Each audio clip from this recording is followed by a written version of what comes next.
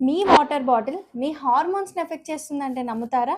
Yes. మనం daily use చేసే plastic water bottles నుంచి రిలీజ్ అయ్యే కెమికల్స్ మన బాడీలో ఈస్ట్రోజన్ హార్మోన్ లాగా యాక్ట్ చేయొచ్చు. వాటిని జీనో ఈస్ట్రోజన్స్ అని అంటాం. ఈరోజు మనం జీనో ఈస్ట్రోజన్స్ గురించి తెలుసుకుందాం. సింపుల్‌గా చెప్తాను. ఇక్కడ నేను 2 కీస్ తీసుకున్నాను. ఫస్ట్ కీ వచ్చి ఒరిజినల్ కీ. దీన్ని మనం మన బాడీలో రిలీజ్ అయ్యే ఈస్ట్రోజన్ అనుకుందాం. అండ్ సెకండ్ కీ వచ్చి డూప్లికేట్ కీ. ఇది కెమికల్స్ వల్ల వచ్చే జీనో ఈస్ట్రోజన్స్ అనుకుందాం. అయితే ఒరిజినల్ కీ అనేది దాని లాక్‌కి బైండ్ అవ్వడం వల్ల మనకు లాక్ పడుతుంది.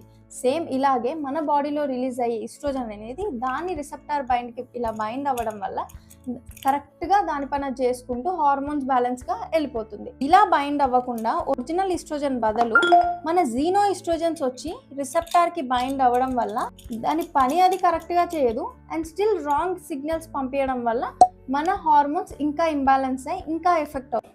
జీనో ఈస్ట్రోజన్స్ మనం డైలీ వాడే ప్లాస్టిక్ వాటర్ బాటిల్స్ నుంచి, ప్లాస్టిక్ ఫుడ్ కంటైనర్స్ నుంచి, పెస్టిసైడ్స్ నుంచి, పర్ఫ్యూమ్స్ నుంచి అండ్ కాస్మెటిక్స్ నుంచి కూడా రిలీజ్ అయ్యే ఛాన్సెస్ ఉన్నాయి.